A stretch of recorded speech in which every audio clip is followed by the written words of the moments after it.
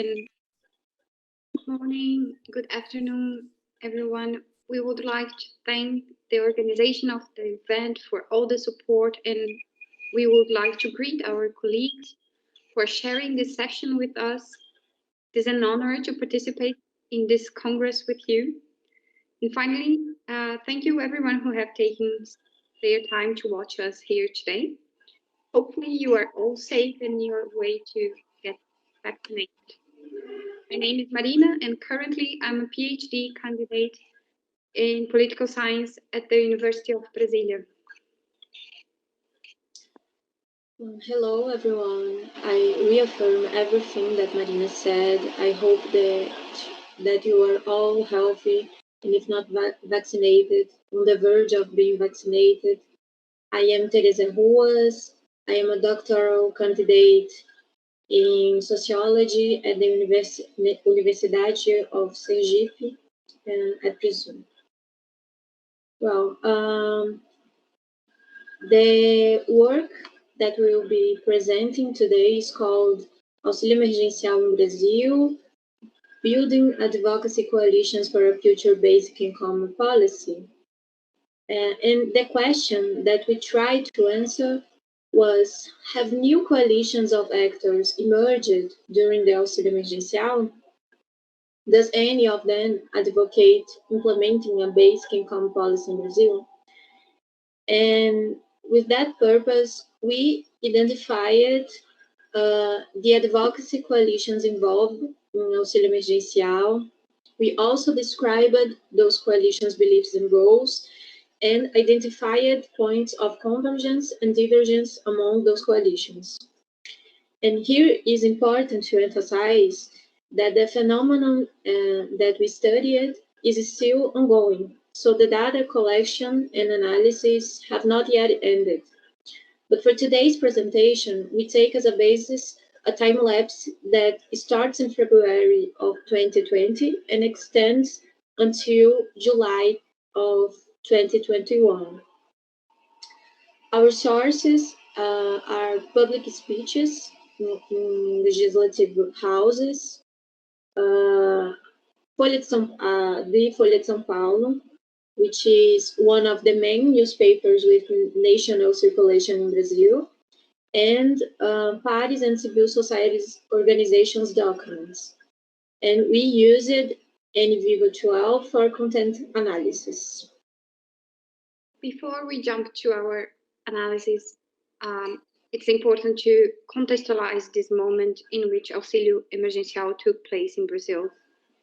Brazil is worldwide known for introducing, in the last decade, social policies to fight hunger, poverty, and inequality.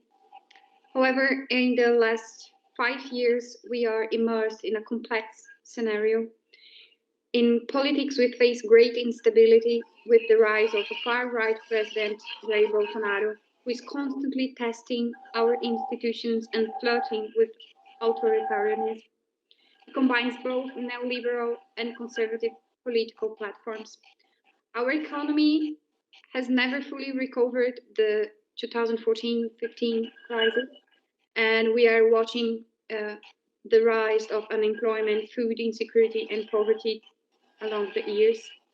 And in this context of emergence of a far-right president overly against social policies and of intensification of fiscal adjustment measures, there was an ongoing debate about the future of social policies. We were in the process of dismantling of the social policies structure created in the last decades. In this moment, in this particular moment, the auxílio emergencial and the pandemic arrived. The position of President Bolsonaro and his supporters, including the Minister of Health, who was in office longer during the pandemic, Eduardo Pazuello, was of extreme denial. Thus, measures to combat the pandemic were taken in a very decentralized manner, with a major role played by state and local governments. In this scenario, the auxílio emergencial was the main measure to deal with the effects of the pandemic. The auxílio emergencial is an income transfer policy aimed at informal workers, poor and extremely poor people, and reached more than 68 million beneficiaries during the pandemic. Here we bring some general information about the Auxílio Emergencial, this cash transfer program. In the pandemic, there has been already 3 different versions of Auxílio Emergencial, and some of its versions, the eligibility criteria have changed, the rules have changed. I just want to highlight some points that as the time passed, the value of the benefit decreased. It went from 600 reais to 105 and an average of 250 reais. And the number of beneficiaries also decreased because of the constant measures the government has employed to focalize the policy. And there was no auxílio emergencial from in the months of January, February, and March 2021. Well, our proposal in this paper is to analyze and identify the advocacy coalitions acting in auxílio emergencial. The concept of advocacy coalition comes from the advocacy coalition framework, which is a policy process framework created and developed by Sabatier and Weibel and other partners. In this framework, coalitions are collective forms to influence policy. They act in a determined policy subsystem. So, such as environmental policy is a subsystem, and in our case, cash transfer programs to fight poverty is another subsystem. And they are composed by actors, policy actors, who share policy core beliefs and coordinate their political behaviors. Each coalition is empirically found, and they have a 3-part belief subsystem composed by deep core, policy core, and secondary beliefs. It's very important to pay attention to the policy core beliefs because they are the normative and empirical beliefs concerning the policy subsystem, and they are the glue that connect different actors from legislative, from civil society, and all sort of actors. In the literature, Tomasini has already started the work to identify advocacy coalitions in cash transfer programs. And she has identified 3 coalitions, 3 different coalitions: pro-human capital, pro-food security, and pro-unconditional income. However, during the auxilio, and with our empirical material, we have confirmed the existence of those coalitions and found another one, a new coalition called pro-market coalition.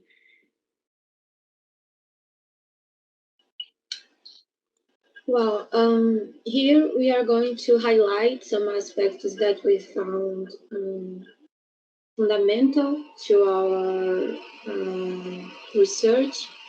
An essential element in the debate around the auxílio emergencial, which was decisive in the reorganization of the advocacy coalitions that are disputing its definition, was the issue of funding sources. The new pro-market coalition lobbied through all the pandemic for a restriction on the beneficiary base and the value of the auxílio emergencial.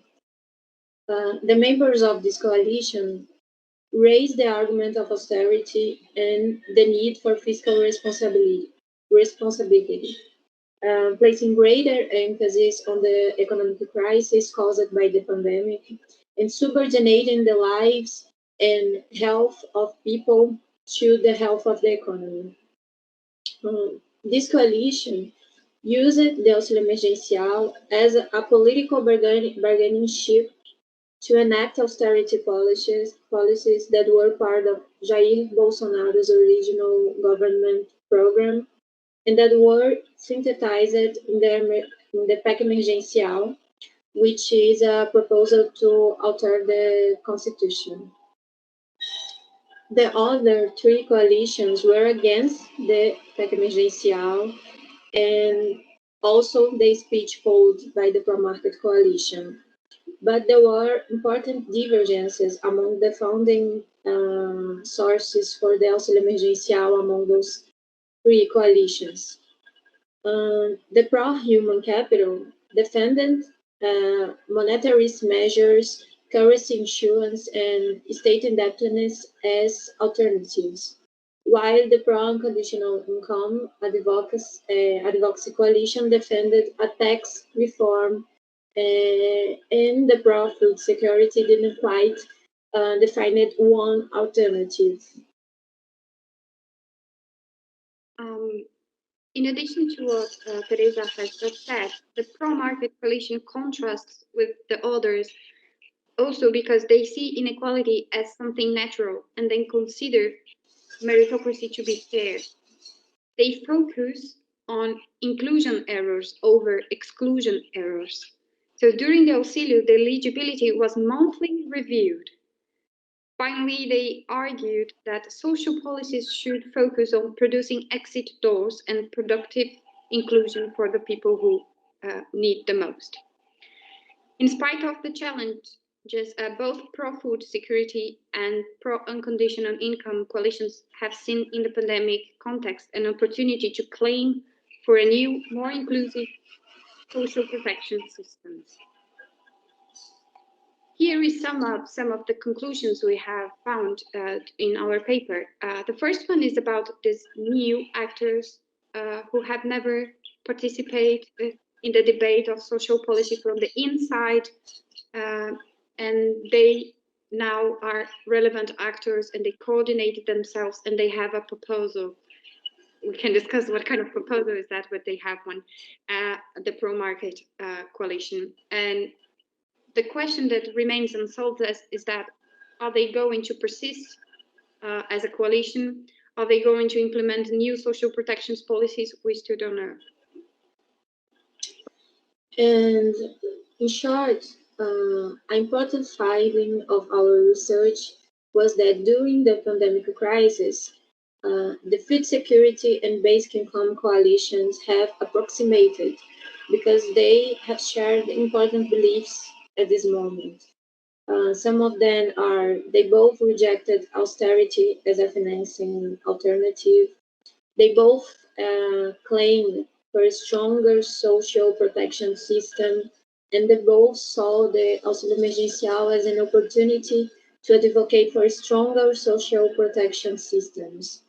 And another important finding is that a new coalition has emerged, the pro-market coalition. And in short, austerity and social protection are entwined topics in Brazil, and this connection was fundamental for the emergence of a new coalition and for the rearrangement of the alliances and disputes that were previously placed at the country.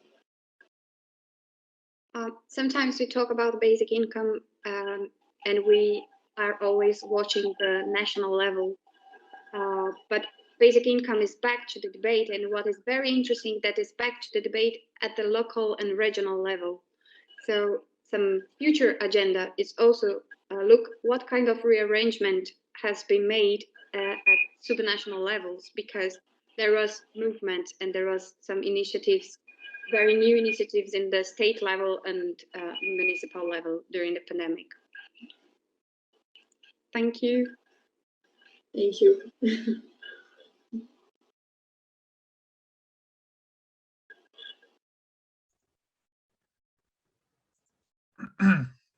Okay, we are now going to visualize the next video, which is has been sent from Marina Ozanira de Silva. Is that correct?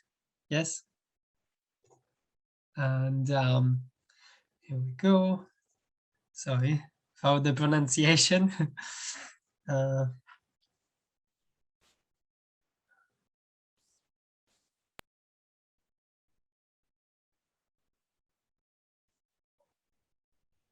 1 second.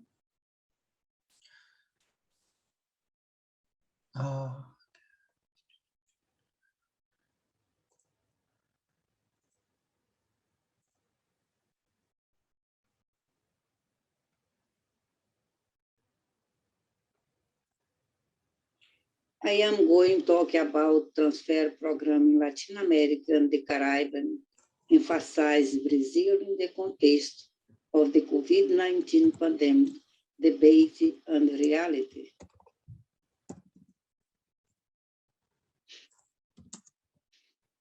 My presentation is about some result of an investigation under development by research of Brazilian, Argentine, and Uruguayan universities in Latin America and in the Caribbean. The short-term objective of this program is to transfer money to family or person, and over the long term, it is to raise human capital. The income transfer program deals with a reality in which informal, precarious, unstable, low-paid work advanced with unemployment, inequalities, and poverty affect large number of the organ class that did not have social protection. This is the conjuncture of consolidation of neoliberalism when the hegemony of financial capital that emphasize the minimum stage, stopping the process of universalization of social rights and adapting focalized actions on poverty and extreme poverty. Based on this reality, since 2020, the income transfer program suffered impacts on their dynamic and development because of the economic crisis and social situation caused by the COVID-19 pandemic. For illustrating empirically this reality, I present the income transfer program in Latin America, Caribbean, and in Brazil. Survey developed in Latin America and the Caribbean into 2020, o income transfer and universal basic income program shows the following quantitative findings. In the 21 countries of Latin America, it was identified 49 programs prior to the pandemic and 65 created to respond to social and economic situation resulting from the COVID-19 pandemic. Chile is the country that had the greatest number of income transfer programs with implementation before the COVID-19 with 10 programs. Costa Rica is the second country with 9 programs. Honduras, Puerto Rico, and Venezuela did not record any implementation of program in the same category. About income transfer program to mitigate economic and social impact as a result of the pandemic, Peru is the country that most creates those programs, 10 programs, followed by Argentina with 8 programs, and next comes Chile with 7 programs. Nicaragua and Puerto Rico did not record income transfer program to attenuate situation of socio-economic difficulties because of the pandemic, and Puerto Rico was the only country that did not record the program prior to or resulting from the pandemic in Latin America. In the 20 countries of Caribbean, where the survey was developed, it was identified just 5 programs prior to the pandemic. The programs created as a result of the pandemic were in a significantly great number, 19 programs, while 8 programs did not record the program prior to the pandemic, nor such a program created to respond to situation result from the COVID-19 pandemic. Besides the quantitative data, it is possible to raise some qualitative aspects that contribute to the understanding of the income transfer program in Latin America and Caribbean, such as the economic and social context of pandemic of the COVID-19 greatly broadens the limit and the negative effect of social protection system of countries because of the deepening neoliberalism that adopt a conservative focus, make the decline of the struggle for universalization of rights. Funds for social programs are being cut increasingly, and social rights are being dismantled when there is a growing number of workers requiring public social protection, and the historical level of the inequality and poverty are expanded in such a continent. In this context, the income transfer program are often created as a continuity or to expand income transfer program that have already been implemented. They are emergency program and limited temporarily, extremely focalized on a given target population, and their objective is to attenuate the loss of income of workers who are unemployed or who have no possibility of maintaining even the informal work that they use to perform.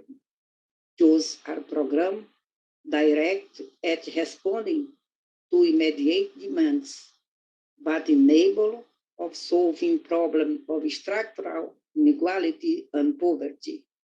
At the same time, they are functional to the economy, reducing the size of the economic crisis, and also serving the political legitimation of governments. About the emergency aid in Brazil, in the context of increased the debate about income transfer program, in 2020, it was created a parliamentary branch for basic income, with 215 members of parliament from 23 political parties to advocate the implementation of basic income. Besides, several members of parliament have presented law bills to institute income transfer programs. The emergency aid is a new and the broadest initiative in the field of social protection in Brazil and in whole Latin America and Caribbean, created in April 2020 to mitigate the reality of expanding unemployment, of precarized informal work and poverty aggravated by the COVID-19 pandemic. However, the program could only be created due to strong pressure from several movements of civil society and by people affected by poverty and unemployment who live in one unstable situation.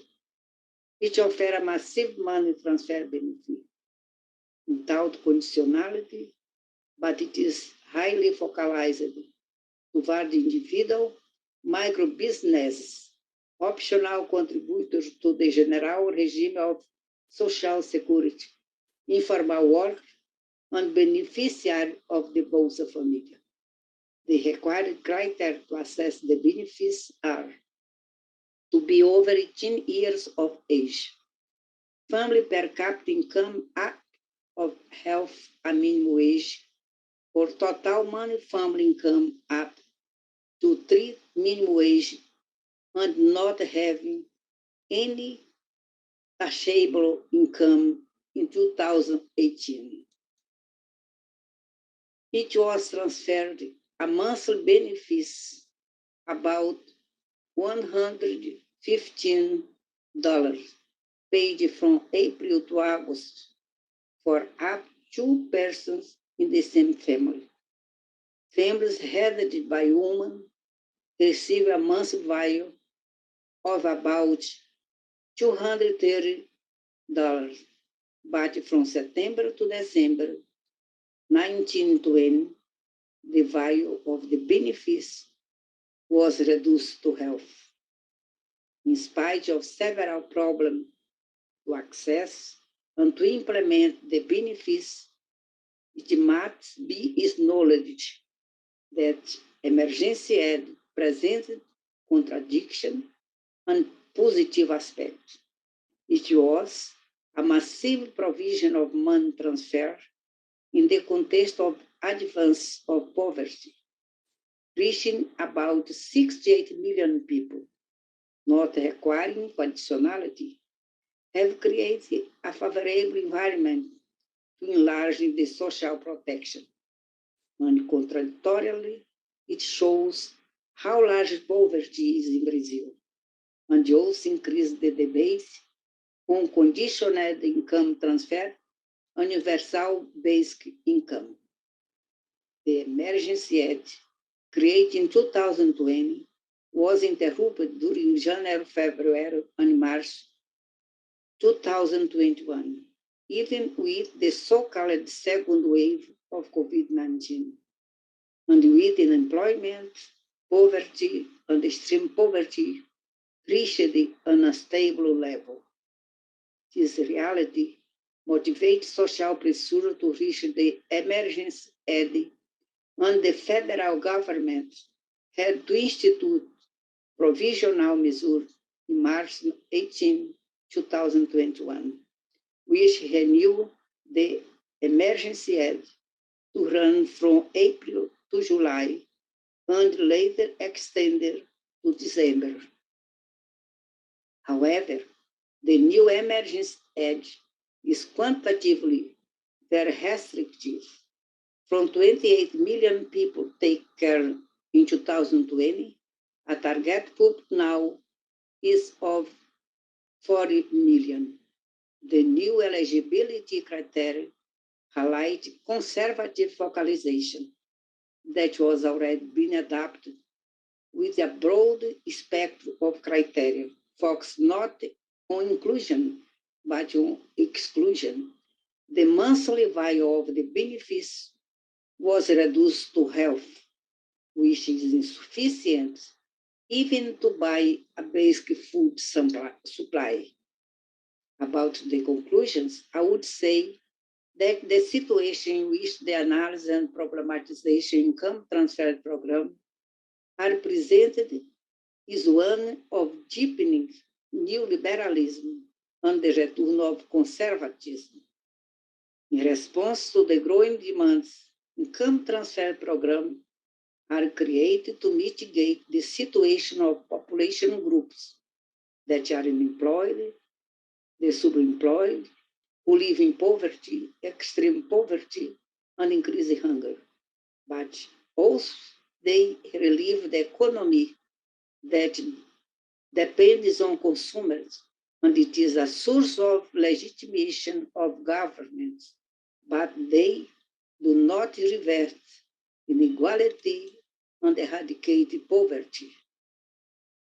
A conservative project is found in this situation, marked by the opportunism that seeks popularity and political legitimation, seen in the poor, a broad segment of the population that can be manipulated, controlled, and submit to benefits that minimally ensures their survival. The objective is to dismantle the welfare state. Besides, you have a progressive content project, which focuses on redistribution of social produced wealth to promote social justice in order to ensure a civilizing living standards, to incentive freedom, to not submit to degrading work that is similar to slave labor.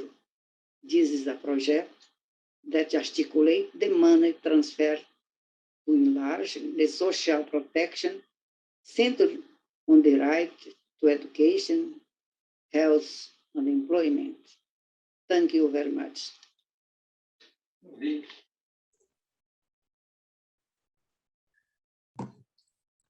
Thank you for this video. And now I'm going to pass the microphone to the last speaker, Eduardo Suplicy. Are you there? We need you to unmute your. Yeah. That's perfect. Thank you very much. Well, I would like to thank you very much and compliment my friends Marina Lazarotto de Andrade, Maria Uzanira Silva, that for a long time have been contributing to the basic income proposal. Brazil is the first nation in the world whose National Congress, with the votes of all parties, first in the Senate in December 2002, second in the Chamber of Deputies November 2003, approved a law that was sanctioned by President Lula uh, that institutes a citizen's basic income, universal and unconditional, that will be instituted step by step with priority first to those most in need until one day it will benefit all residents of Brazil, including foreigners living in Brazil for 5 years or more. I would like to tell you that 17 years after the uh, ceremony of sanction, unfortunately, in Brazil, we don't have yet the functioning of a universal basic income. But it was very important that uh, the Defensory Union, a Defensoria Pública do Rio Grande do Sul from Rio Grande do Sul has um, issued an injunction mandate in order, well, presented to the Supreme Court in order for the federal government by Jair Bolsonaro, president, to really regulate the citizens' basic income proposal. And they must do it according to the decision of the Supreme Court in April 26. They will have to do it from 2022 on, first paying a basic income to those who are in absolute poverty or extreme poverty. So this is a quite important decision. It is important to understand that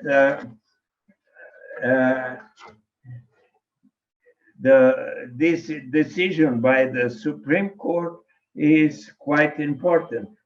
As Maria Zanira has told us, there is a very positive news that in 2019, 217 federal deputies and senators of the 23 out of 24 political parties that have representatives in the National Congress decided to form a mixed parliamentary front in defense of the basic income. And the last June 18th, Tabata Amaral, a federal deputy, presented with 8 other federal representatives an information requirement to the Minister of the Economy and the Minister of Citizenship, asking them how the federal government is taking the necessary steps to regulate this implementation of the citizens' basic income, according to the law 10,835/2004. And the Minister of the Economy, Paulo Guedes, has already answered with respect to the measures from the side of receipts. He says that the 3 initiatives from the executive power, so as to create a social contribution over goods and service operations, they are in the direction to diminish the regressivity of the Brazilian fiscal system, and also proposing several elimination of fiscal incentives. On the other hand, the Minister of Citizenship has answered, emphasizing that the citizens' basic income will be instituted step by step under the executive criteria, taking account first those most in need. So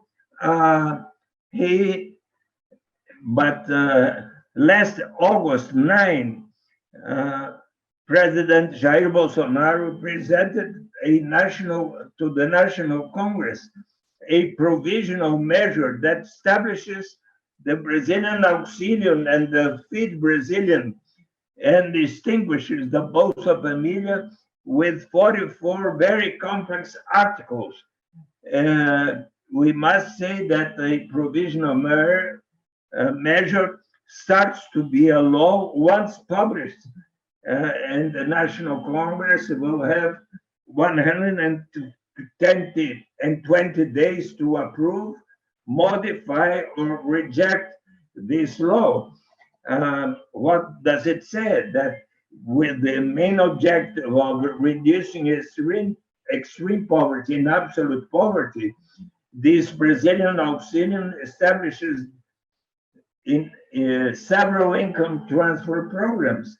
The first infant benefit to families with children between 0 to 36 months, family composition families, to families with pregnant women or people with 3 to 21 years of age, paid to these members, to overcome the extreme poverty situation benefit to be calculated and paid after consideration of the monthly family income. In addition, the Brazilian Auxilium program includes 6 types of income transfer: the school sport auxilium, junior scientific initiation scholarship, citizens child auxilium, rural productive inclusion auxilium, urban productive inclusion auxilium, transition compensatory benefit.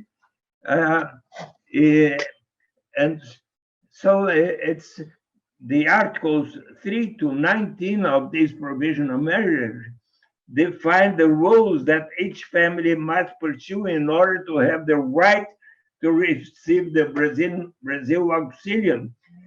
So instead of Jair Bolsonaro government,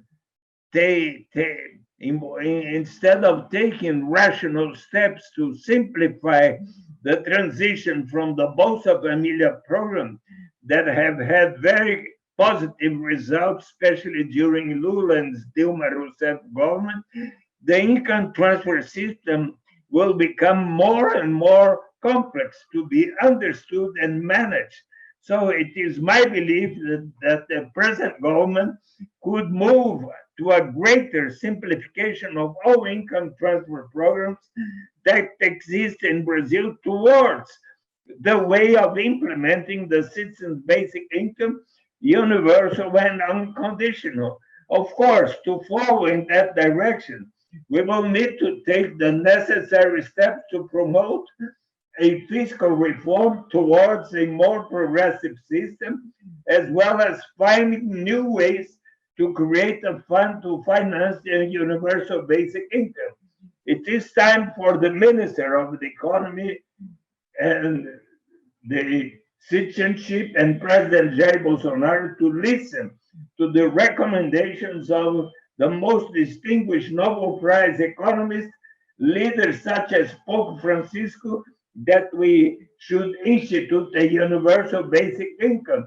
As so wisely Pope Francisco says in his latest book, Let Us Dream, where he says that the universal basic income could reshape relations in the labor market, guaranteeing people the dignity of refusing employment terms that trap them in poverty. It will give people the basic security they need, remove the stigma of welfareism, and make it easier to move between jobs as technology-driven labor patterns increasingly demand. Policies like the universal basic income can also help free people to combine earning wages and giving them to the community, giving time to the community. It is necessary that the Ministry of Economy learns about what is the citizens' basic income universal and unconditionally. Recently, in the National Congress, when asked about the universal basic income, he said, Paulo Guedes said, We only don't like the universal concept. We prefer the citizens' basic income. That was the concept of Brazil income, because when you speak universal, you will also pay to those who are very rich. The federal debt is the senators. So many entrepreneurs, it is universal. We will all receive. We cannot do this. We need to focus exactly in the citizens' basic income. Well, I have already written to the minister. Yes, everybody will receive. Mario Zanira, we, uh, and Marina Lazurato, everybody, and I will receive. But those of us who have more will contribute for us and everyone else to receive. Therefore, we will have the great advantage of being universally, especially from the point of view of freedom and dignity of each person. It's very important, therefore, that the Minister Paulo Guedes listen to all of you who are in this International Congress of Young, and listen to the lessons, for example, of Philippe Van Parijs in Basic Income, a radical proposal for a free society and a sane economy. We must understand clearly that the best advantage of the basic income is to increase the real dignity and real freedom of everyone, such as our very brilliant Nobel Prize economist Amartya Sen tell us. So it is my belief that the universal basic income has very big advantages with respect to all other income transfer programs, especially to provide real dignity and freedom to all, as Amartya Sen defines so well in development as freedom. Development, to be meaningful, must signify greater degree of freedom. So it is my purpose in my life. I just became 80 years old last June 2021, to see the application of the unconditional and universal citizens basic income in Brazil. In the past year, since March 23 of 2020, I have made 652 live interviews with 20 of the Brazilian states and the federal district to more than 116 municipalities, and there is a growing interest in all municipalities, mayors and city councilmen and women. They are all asking about how can we have as soon as possible the universal citizens basic income. Fortunately, in Maricá, there is a very important initiative, and they are starting to pay already to 1/4 of the population of 165,000 people. 42,000 and a half are receiving the basic income, and by 2024, according to the mayor there in Maricá, all inhabitants will be receiving the universal basic income as long as the people is living there for 3 years or more. So let us do our efforts to introduce the citizens basic income in Brazil and in all countries of the world. Thank you very much. Thank you very much, Eduardo Suplicy, for your speech. Thank you all of the speakers, actually.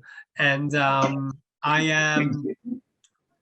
we're now going to move to the Q&A session. And I'm wondering if any of you has questions that wants to ask any of the speakers, or just to them all. Anyone who wants to ask a question, please raise your hand, and I'll give you I'll let you unmute your microphone to do so. And in the meantime, I will pose a question, if that's okay. So I can gather from your speeches that there's been an increase to some level of interest towards universal basic income. Well, what Senor Eduardo just said, that about the amount of interviews being asked to participate to, it says something about it. So I'm wondering if you believe that the pandemic has played a role in this, and if yes, to what extent you think that the disastrous, if I may, the poor managing of the healthcare emergency has influenced the universal basic income discourse. Any of the speakers, feel free to answer, to take this question. If I may, yes, do you hear me? Okay, so what we have discussed, me and Teresa, my co-worker, my co-author who is watching here, is that the pandemic was a critical juncture, and we, of course, this is a supposition. We might see that in the future, what is the effect of the pandemic, because we can't say if it's a critical juncture now, but in the future. But it came in a moment where we were already discussing our social protection system. So we were already talking about the need to protect more and to broaden Bolsa Familia and other benefits coverage. So these kind of reflections were already in course. In every critical juncture, the results of it, I mean, the kind of decision political actors make, they are related to the balance of power. So what we have right now, it's not just what we have said about the coalitions and everything. What we want to show is that there are different proposals on what we want for the future. And those proposals in a critical juncture, they are in conflict. And the result of this kind of power distribution, because policy is not just a technical debate about design, policy design. It's a process of negotiation, mobilization. It involves beliefs, it involves resources and strategies. So we have a false dilemma posed here about economy in one hand and social policy on the other hand. And we have this austerity idea and practice that is always present in our debate. So now it's a very interesting moment because we, as the people who claim for basic income and more protection, we have reacted to these circumstances. We, as civil society, as political actors and academy, so we have reacted. So that's very important, and I believe that that can alter the balance of forces. Thank you very much. I'm gonna pass the microphone to Leandro Ferreira, who raised his hands first. Hello. Thank you, Mauricio. Thank you for the panelists. It's a real pleasure to be in a BN session dedicated to Brazil, and having people from elsewhere also, not only from Brazil, following this